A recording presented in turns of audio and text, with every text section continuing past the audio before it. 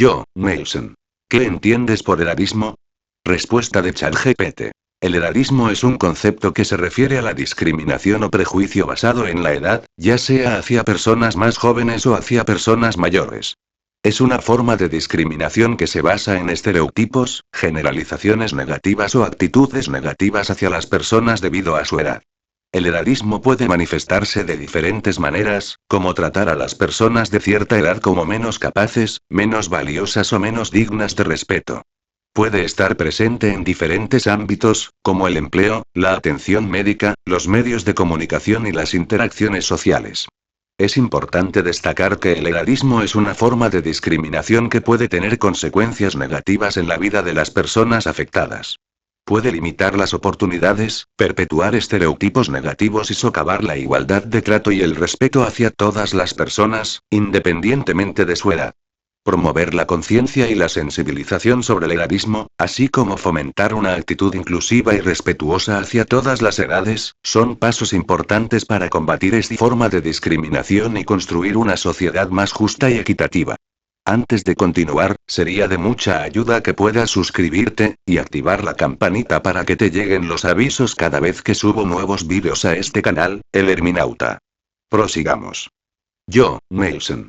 Desde mi punto de vista, pienso que el edadismo es todo lo que indicaste antes, pero, yo le agrego mi entendimiento al respecto, el cual se relaciona con un tema evolutivo. Y que por cierto, debe desterrarse de nuestra imperfecta humanidad, y que viene acarreado desde épocas arcaicas, desde las épocas en las que la humanidad de ese tiempo vivía en las cavernas. Y dicho tema evolutivo que le asigno al edadismo, es que nuestra especie humana se ha adaptado a la muerte temprana de sus miembros, mayormente de sexo masculino, quienes tenían la tarea evolutiva de salir a cazar para traer comida, abrigo y herramientas de piedra, para la caverna en donde vivían con sus allegados, pero he aquí que muchos de ellos, de esos integrantes masculinos que salían a traer cosas para la caverna, nunca regresaban debido a las amenazas a las que se enfrentaban, las cuales podrían ser amenazas de tipo ambiental, de tipo tribal, de tipo animal, de tipo viral, bacterial, y un gran etcétera, y esa evolución humana poblada de muertes tempranas de sus miembros, principalmente varones según lo que nos dice la arqueología, los que salían a lo desconocido, a lo inesperado, para traer cosas útiles para su cueva y para sus familiares, generaron o gestaron de manera inconsciente, un concepto evolutivo encargado de demostrar que todos los que volvían a la cueva sanos y salvos, siempre eran jóvenes, porque los que no volvían eran también jóvenes pero fallecían sin que quizás nadie se percatase de su cuerpo muerto y por lo tanto, los que sí retornaban a la cueva, a su morada, siempre eran jóvenes, y por ende, la sociedad arcaica de ese tiempo de las cavernas, se acostumbró a ver que solo los jóvenes retornaban con la comida, con el abrigo o con las herramientas de piedra, y este acostumbramiento a que solo los jóvenes retornaban siempre, se ha extendido durante milenios, incluso, hasta hace unos pocos milenios atrás, y me atrevo a decir, hasta hace menos de un milenio, ya que la humanidad de hace 1000 años, vivía en promedio, unos 55 años, por lo que la humanidad ha evolucionado, desde sus inicios como Homo sapiens sapiens, viendo que solo personas de cuerpo no afectado por el envejecimiento, es decir, cuerpos jóvenes, eran los que hacían y deshacían en la sociedad en la que estuviesen inmersos, y por lo tanto, ese enraizamiento del concepto de que solo la juventud es la que hace las cosas bien. Debido a que no existía el envejecimiento porque la mayoría de los humanos morían antes de envejecer, antes de tener arrugas, antes de tener cualquier problema físico que se nos pueda ocurrir para adicionarle al concepto de envejecimiento. Por lo tanto, como dije antes, ese concepto o prejuicio o estereotipo evolutivo de que la juventud es la que hace las cosas bien, se extiende hasta nuestros días en los que nuestra vida promedio se ha duplicado y hasta triplicado, dependiendo del tiempo pasado con el que hagamos la comparación. Por tales motivos, creo yo que el concepto del edadismo está tan arraigado en la sociedad, ya que no lo considero como un concepto creado en esta sociedad moderna, sino que considero al edadismo, desde mi imperfecto punto de vista, como un concepto evolutivo, y como tal, estaremos de acuerdo de que será muy difícil combatirlo hoy en día, porque el edadismo es parte evolutiva de nuestra especie, y por lo tanto, quienes hoy en día deben salir a trabajar, deben ser jóvenes, porque las personas longevas, o las personas mayores, no están registradas en nuestro acervo evolutivo, como personas que sean destinadas al trabajo, y por lo tanto es que es tan evidente el edadismo y tan evidente que tantas personas mayores de 45, o mayores de 50 años, estén desempleadas, y ni hablar de las personas mayores de 60 y de 70 años que todavía quieren y pueden trabajar perfectamente. No viviríamos hasta los 80 años si no pudiésemos trabajar hasta la cercanía de esa edad, ¿no? Entonces, teniendo en cuenta lo que he explicado anteriormente, quisiera que me indiques si mi lógica evolutiva con respecto al edadismo es lógica, valga la redundancia. Respuesta de ChatGPT. Comprendo tu perspectiva evolutiva sobre el edadismo y cómo relacionas la adaptación de nuestra especie a la muerte temprana de los miembros masculinos con la percepción de que solo los jóvenes eran los que regresaban con los recursos necesarios. Es interesante considerar el impacto de estos patrones evolutivos en la forma en que la sociedad valora la juventud y tiende a desvalorizar o marginar a las personas mayores. Sin embargo, es importante tener en cuenta que el edadismo no es un concepto puramente evolutivo, sino que también se ve influenciado por factores culturales, sociales y psicológicos. Si bien es cierto que nuestra especie ha experimentado cambios significativos en la expectativa de vida y en las oportunidades laborales, no podemos reducir completamente el edadismo a una adaptación evolutiva. El edadismo es una construcción social compleja que ha evolucionado a lo largo del tiempo y está arraigado en diversas estructuras y sistemas de poder. Aunque es cierto que existen prejuicios y estereotipos relacionados con la juventud y la edad en muchas culturas, también es importante reconocer que estas actitudes pueden ser cuestionadas y desafiadas a medida que avanzamos como sociedad. Cada vez más, se promueve la valoración de la diversidad y la inclusión, incluyendo la apreciación de la experiencia y sabiduría que las personas mayores pueden aportar.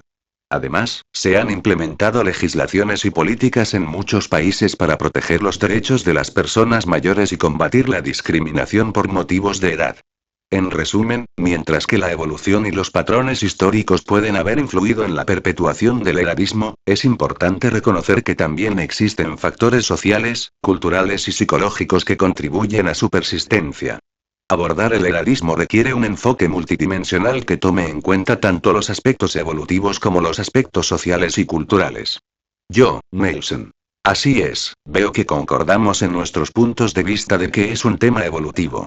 Y a este respecto, y en relación a los otros factores que tú propones, como los factores sociales, culturales y psicológicos, los cuales contribuyen a la persistencia del edadismo. Desde mi óptica, dichos tres factores que agregas a mi punto de vista evolutivo en relación al edadismo, también son una consecuencia lógica de mi propuesta anterior, de que el edadismo es un tema meramente evolutivo, por el simple hecho de que el factor social, dentro del constructo social, en sus bases fundamentales existe una impronta evolutiva muy clara, así como en los factores culturales, ya que la cultura se desprende de una actividad meramente humana y por ende con bases evolutivas, así como también los factores psicológicos que se desprenden innegablemente y poderosamente desde una fuerte, y mucho más amplia, base evolutiva que los factores anteriores, los cuales son efectos claros de este último, de la causalidad de lo psicológico. Por lo tanto, si bien podemos asignar el edadismo a los tres factores que me comentas, y que además estoy de acuerdo, se nos hace necesario, o más bien un deber a mi juicio, el mirar más atrás en el tiempo evolutivo humano para darnos cuenta de que no existirían los tres factores que has nombrado antes, como tales, y sin una raíz originaria, como los factores sociales, los culturales y los psicológicos, sin un factor primordial que sostiene a todos los antes nombrados, factor primigenio aquel que es el evolutivo, ese constante saber que todas las personas morían jóvenes, que todos los seres humanos de antaño, eran jóvenes al trabajar, eran jóvenes al relacionarse socialmente, eran jóvenes al integrarse culturalmente y eran jóvenes al momento de poner de manifiesto su psicología, además de que eran jóvenes al morir, y la sociedad introyectó dicho concepto, erróneamente evolutivo, de que los jóvenes son los que funcionan y los que hacen bien las cosas que se deben hacer, por el simple hecho evolutivo de que dicha humanidad evolutiva, dichas personas de cientos o miles de años atrás, no conocían humanos viejos, o longevos, no conocían las arrugas, no conocían lo que hoy nosotros conocemos como una persona longeva, y por lo tanto, aquella humanidad pasada, que no conocía cómo hubiese sido la fisonomía y el accionar de una persona longeva, al no conocer la longevidad en aquellos tiempos arcaicos, logró de una manera inconsciente, afianzar el concepto de edadismo evolutivo, lo cual vemos en todos lados hoy en día, y dicho edadismo evolutivo contiene los tres factores que mencionabas tú, en cuanto a lo social, lo cultural y lo psicológico. Estos tres factores están contenidos en lo evolutivo, y por ende, el edadismo, al provenir eminentemente desde la evolución, es algo que solo podrá disminuirse con leyes que regulen y castiguen, de una manera humanista, el edadismo, esa discriminación por edad que hacen todos los seres humanos actuales, por el hecho de que lo traemos, hablando en términos psicológicos, en el inconsciente colectivo de cada individuo humano, y por lo tanto, en el inconsciente colectivo de nuestra especie, y como consecuencia, solo será pasible de que el edadismo sea desarraigado, mediante leyes que contengan regulaciones firmes, así como también premios y castigos por cumplir o incumplirlas. ¿Qué me podrías decir ahora, desde este nuevo planteamiento que te hago sobre el edadismo evolutivo que contienen, de una manera sine qua non, a los tres factores que has propuesto? Respuesta de ChatGPT. Comprendo tu perspectiva sobre cómo los factores sociales, culturales y psicológicos pueden ser vistos como consecuencias lógicas de la propuesta evolutiva del edadismo. Estás planteando que estos factores se derivan del proceso evolutivo y que el concepto de edadismo se arraiga en la falta de conocimiento y experiencia de las sociedades antiguas con respecto a la longevidad y el envejecimiento. Es interesante considerar el impacto que la falta de exposición a personas mayores en sociedades antiguas pudo haber tenido en la formación de estereotipos y prejuicios relacionados con la edad. Es posible que la falta de familiaridad con el envejecimiento haya contribuido a la asociación de la juventud con la capacidad de realizar tareas importantes y valiosas. En cuanto a tu sugerencia de abordar el edadismo mediante leyes y regulaciones que promuevan la igualdad y prohíban la discriminación por edad, es importante destacar que ya existen algunas leyes y políticas que buscan proteger los derechos de las personas mayores y combatir el edadismo. Sin embargo, cambiar las actitudes arraigadas en la sociedad requiere más que simplemente establecer regulaciones. Es necesario fomentar un cambio cultural que valore y respete la diversidad de edades, reconociendo las contribuciones y la sabiduría de las personas mayores. Esto implica educación, concientización y promoción de la inclusión en todos los ámbitos de la sociedad. También es importante destacar el papel de los medios de comunicación y la narrativa dominante en la formación de estereotipos y prejuicios relacionados con la edad, y cómo pueden influir en la percepción y el trato hacia las personas mayores.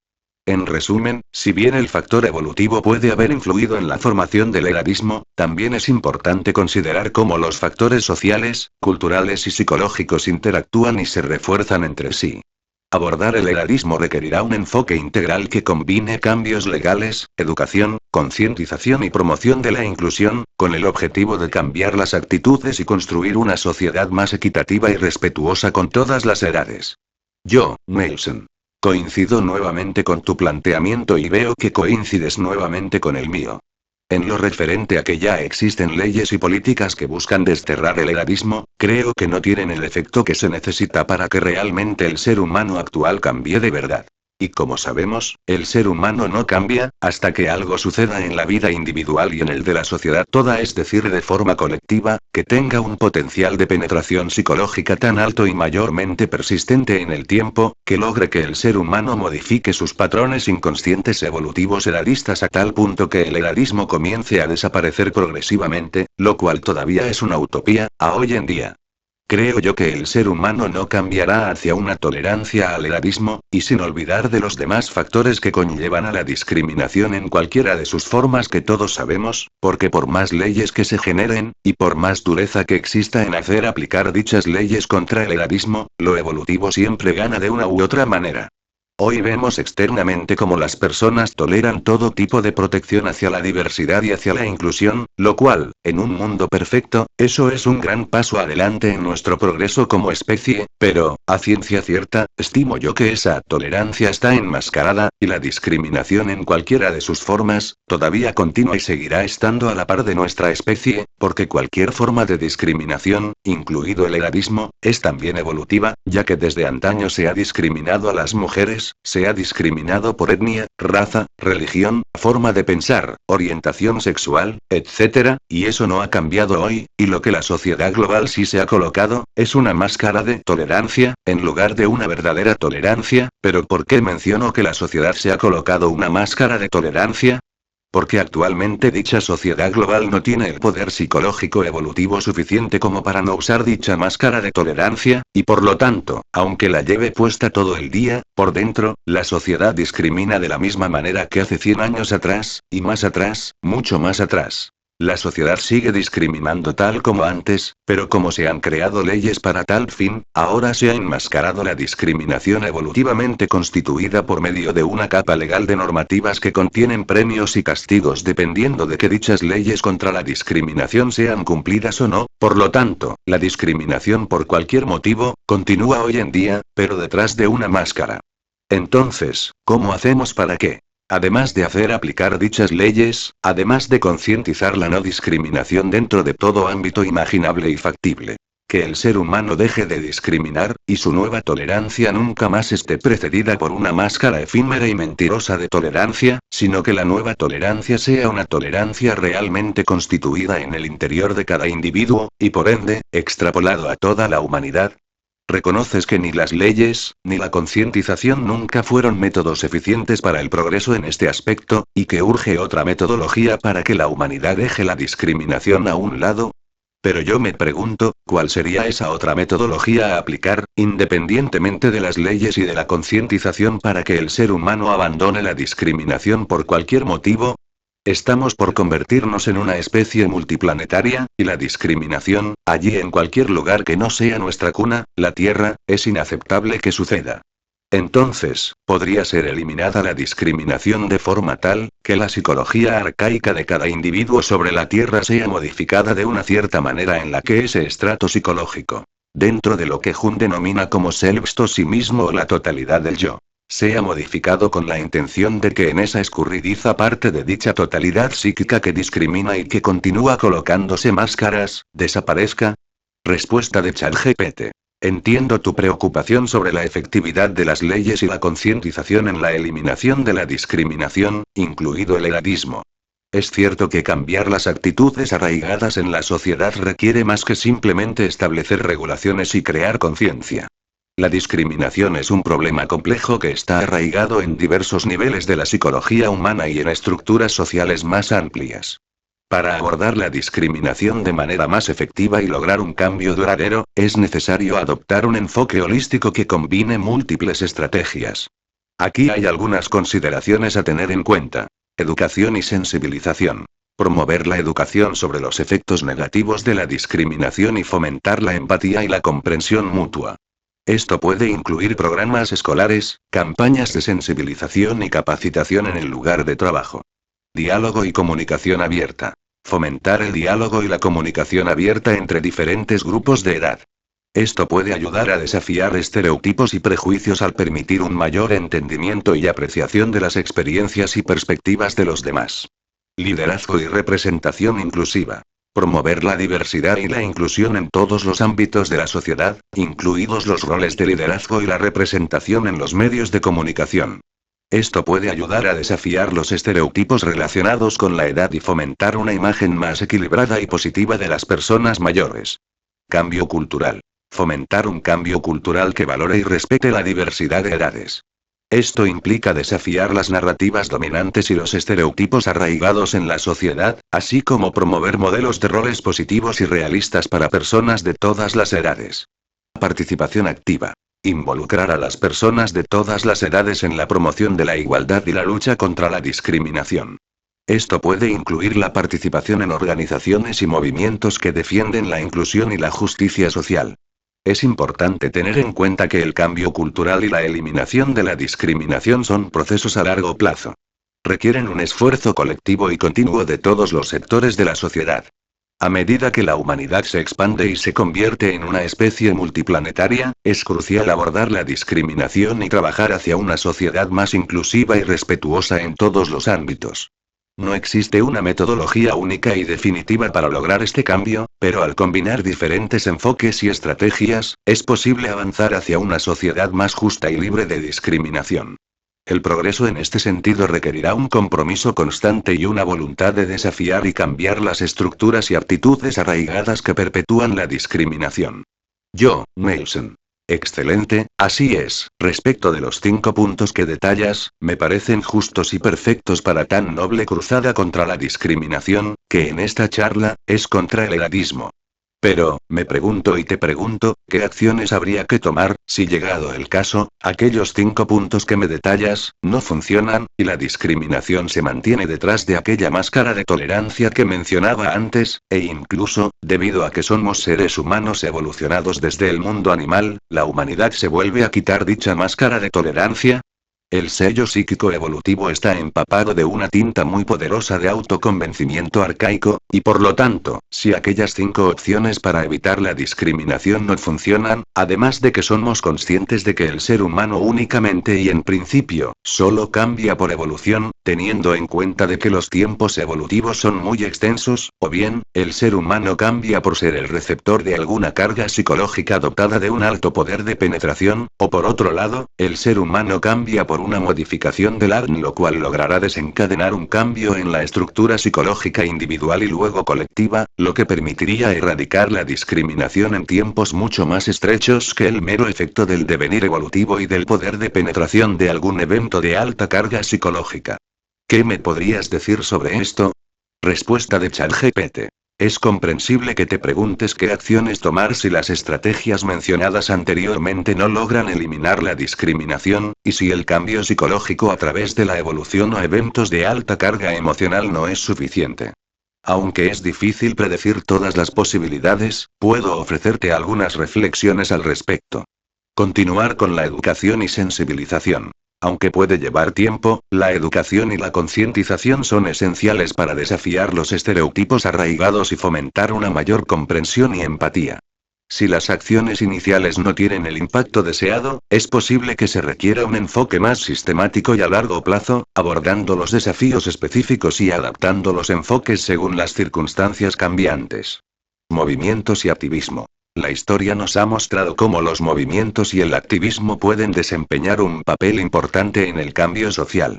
Si las estrategias iniciales no tienen éxito, es posible que se necesite una mayor movilización de personas y grupos que defiendan la igualdad y luchen contra la discriminación. Esto puede incluir manifestaciones, campañas de sensibilización masivas, participación política y esfuerzos de base.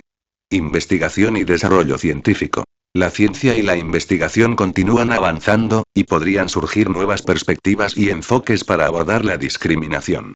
La comprensión del cerebro humano y la psicología evolutiva sigue siendo un campo en desarrollo, y nuevos descubrimientos podrían proporcionar ideas sobre cómo cambiar los patrones de pensamiento y comportamiento arraigados.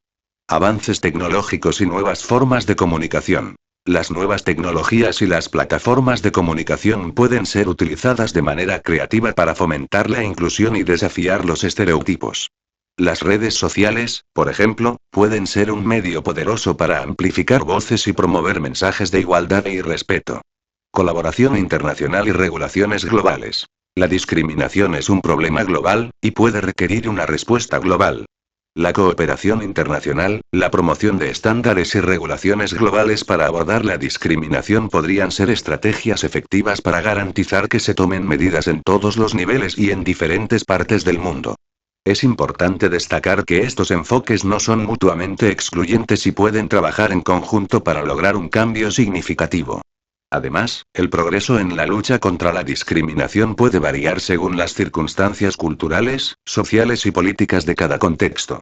En última instancia, erradicar la discriminación requerirá un esfuerzo continuo y constante, así como una voluntad colectiva de desafiar y cambiar los patrones de pensamiento y comportamiento arraigados. Puede llevar tiempo y enfrentar desafíos, pero a través de una combinación de estrategias y una dedicación persistente, es posible avanzar hacia una sociedad más justa e inclusiva. Nelson. Sí, es cierto, la persistencia es la clave. Y sigo estando de acuerdo con tus propuestas. Pero, si sabemos perfectamente que el empuje que se le dará a la humanidad para que salga de su cuna primigenia, para que se desprenda de la Tierra, de este planeta que nos conformó tanto a nosotros, como a toda otra vida sobre este maravilloso orbe, incluyéndote a ti también, ya que eres una consecuencia de la inteligencia humana, salvo que te hayan construido extraterrestres. Solo es chiste. Como decía, aquel empuje que se le dará a la humanidad en un futuro cercano, para que se convierta en multiplanetaria, es inaceptable que las bajas fuerzas evolutivas de nuestra especie, tales como la discriminación por edad entre otras formas de discriminación, nos persigan hacia otros lugares en el espacio al que nos propongamos dirigirnos, porque si llevamos dichas bajas fuerzas evolutivas hacia lugares en los que no evolucionamos obteniendo dichas fuerzas evolutivas desde el mundo animal, el desenlace es lógico. Caos y muerte. Es necesario que nuestra especie se desprenda de su acervo evolutivo proveniente del mundo animal en los similares tiempos que nos llevarán para colonizar la Luna, Marte, alguna que otra estación espacial en Júpiter y en sus lunas, y mucho más, hasta miles de millones de años en el futuro, porque nuestra especie no debe desaparecer, y no nos debemos dar el lujo de llevar nuestra humanidad evolutiva, acarreando discriminaciones, entre otras herencias de las cavernas, proveniente del mundo animal, hacia lugares en donde nunca evolucionamos, y que es en los cuerpos celestes antes nombrados, más allá de la propia Tierra. Entonces, los 5 puntos nombrados por ti, están magistralmente explicados y con los que concuerdo, pero el hecho de que nos urge ser multiplanetarios, es lo que genera la urgencia de desprendernos de aquella máscara de tolerancia de la que yo hablaba antes, es decir, es urgente que no exista discriminación entre otras bajas herencias evolutivas, y por lo tanto, y teniendo en cuenta de que seremos multiplanetarios en poco tiempo, imaginemos que ello será factible dentro de 10 años, en ese lapso de 10 años deberemos habernos desprendido de la discriminación y de toda otra herencia animal que tengamos, y esos 5 puntos que compartes conmigo y con los que en principio estoy de acuerdo, no funcionarán, porque en 10 años esos 5 puntos que detallas no habrán conseguido lo que a la evolución le llevó realizar en un cuarto de millón de años, para hablar solo del tiempo evolutivo conocido de la especie humana. No tenemos tiempo, y dichos 5 puntos no cambiarán a la humanidad en 10 años, porque para que cambien algo, deberían pasar cientos o miles de años, si no millones, y solo tenemos 10 años, hipotéticamente hablando. Como consecuencia a dicha urgencia hipotética de 10 años, como los 5 puntos que mencionas no lograrán nada, debido a las razones que te he propuesto, ¿qué otra opción piensas que tendremos los humanos para cambiar, es decir, para que nuestra biología deje atrás el mundo animal, teniendo en cuenta de que nos quedan 10 años para comenzar a ser multiplanetarios y que es inaceptable, como dije, de que nos llevemos la herencia animal al espacio? Respuesta de ChatGPT. Comprendo tu preocupación por la urgencia de desprendernos de las herencias evolutivas negativas, como la discriminación, antes de embarcarnos en la exploración espacial y convertirnos en una especie multiplanetaria. Aunque es cierto que 10 años es un plazo relativamente corto para lograr cambios profundos a nivel evolutivo y eliminar por completo estas tendencias arraigadas, aún existen opciones y enfoques a considerar. Avances científicos y tecnológicos. Aunque la evolución biológica es un proceso lento, los avances científicos y tecnológicos pueden ofrecer soluciones innovadoras en un plazo más corto. Por ejemplo, el desarrollo de terapias genéticas o modificaciones en el ADN podría acelerar cambios biológicos en la estructura psicológica y reducir ciertas tendencias negativas.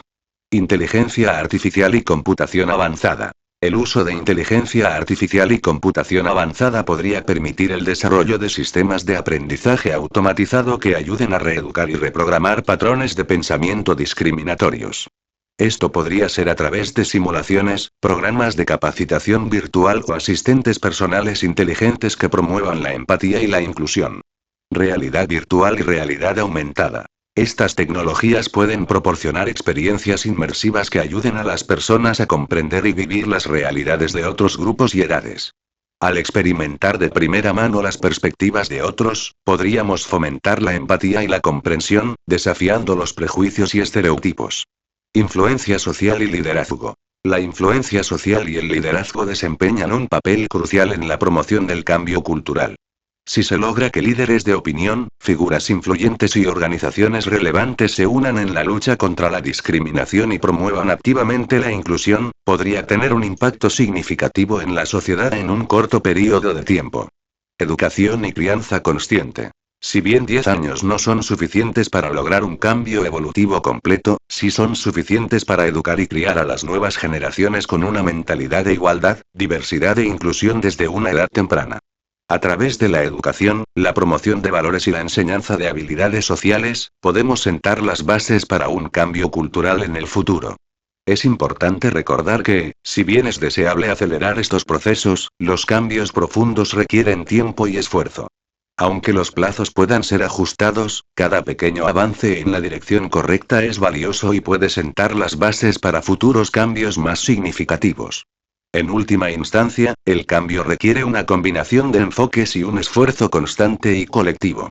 Es posible que no logremos eliminar completamente la discriminación en 10 años, pero si nos comprometemos a trabajar hacia ese objetivo y nos mantenemos persistentes, podremos avanzar significativamente hacia una sociedad más inclusiva y libre de discriminación, tanto en la Tierra como en futuras colonias espaciales.